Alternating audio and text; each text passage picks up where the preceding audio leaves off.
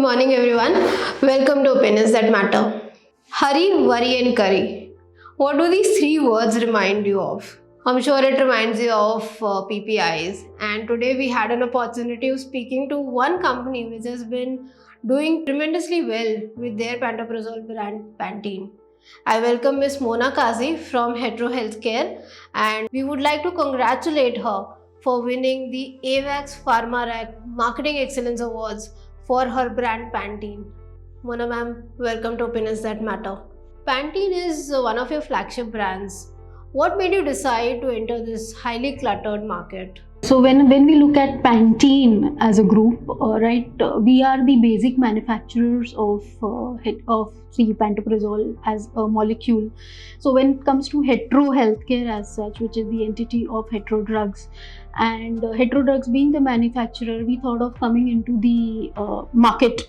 And this was way back in 1999 that we launched this molecule with the basic of the oral. And then we came up with the IV and the combination formulations. So the group put together today, when I look at about 23-24 years of the brand as such, the journey has been amazing. We've had the privilege to come up with a combination of pantoprazole plus liposulfide, which was also the first time, and today we are market leaders in this as well. So the successes kept coming.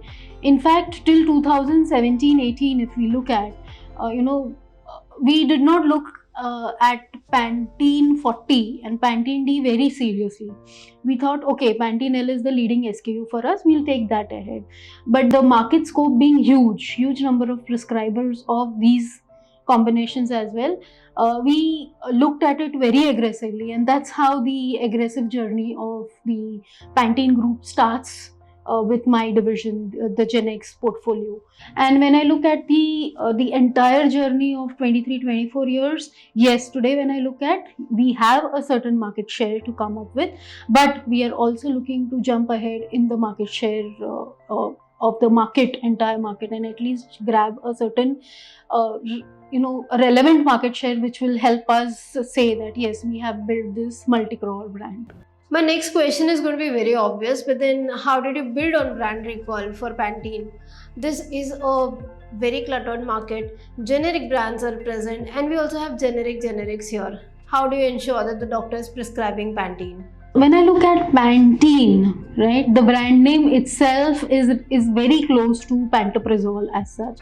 With this unique identity of the brand name to start with, we have looked at markets, the urban markets, the rural markets, the institution markets as well, and that is how our aggressive penetration strategy, wherein we look at the prescription generation and we focus on multiple specialties prescription generation, that helps us kind of dominate certain markets in the certain states of India. And with this the mind share that we've got from the doctors, the specialities, and a prescription product as such, this mind share gives us confidence to penetrate the markets in a better way.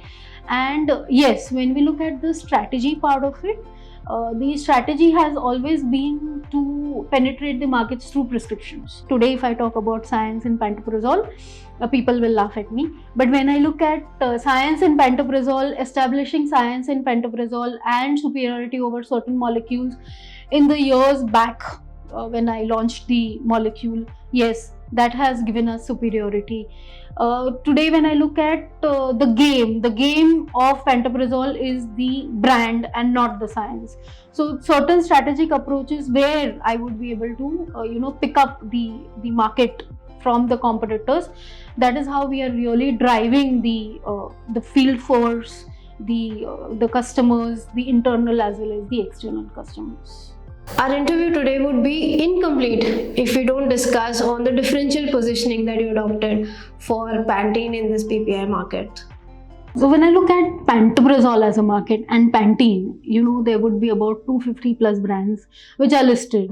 And there are certain generic and PCD companies, because every company looks at pantoprazole as a big market and they want to penetrate the market, right? In this cluttered market, when I look at Pantene getting certain market share, yes, it's because of certain strategic approaches, right from the positioning of the brand to the segmentation, wherein we clearly say, relate acidity and Pantene. So a very generic thing like acidity being related to Pantene.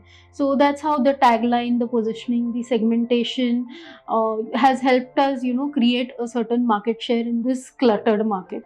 And definitely the motivation that comes from certain incentive structures to the field, definitely that's the motivating factor that they can, yes, go to the market, get the prescriptions, get that satisfaction of prescription generation, being a leading brand in their own markets, and get certain incentives and earnings out of it also.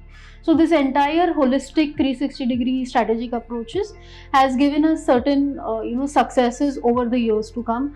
Not to forget, one important milestone that has happened is the COVID era, because in everything, right from the NSAIDs to COVID drugs, everything, uh, antacid, a PPI drug was prescribed, and there we got a little mileage for Pantene as a group also. So, what are the next milestones that you plan to achieve with Pantene? What are your plans to take the brand forward? When I look at the long term vision, yes, so we want to be the leading brand in the market, not only through prescriptions but also to the volumes. And we're striving towards it day in and day out. The direction that goes from the marketing to the sales is definitely to drive the brand to become the number one wherever, whatever specialty they are doing, the doctors coverage that we are doing. Yes, we want to be the leading brand in the market through prescriptions and volumes as well in the next 3 to 4 years of time. Thank you so much, ma'am. It was lovely talking to you. And thank you to our audience for joining us today morning. Have a lovely day ahead.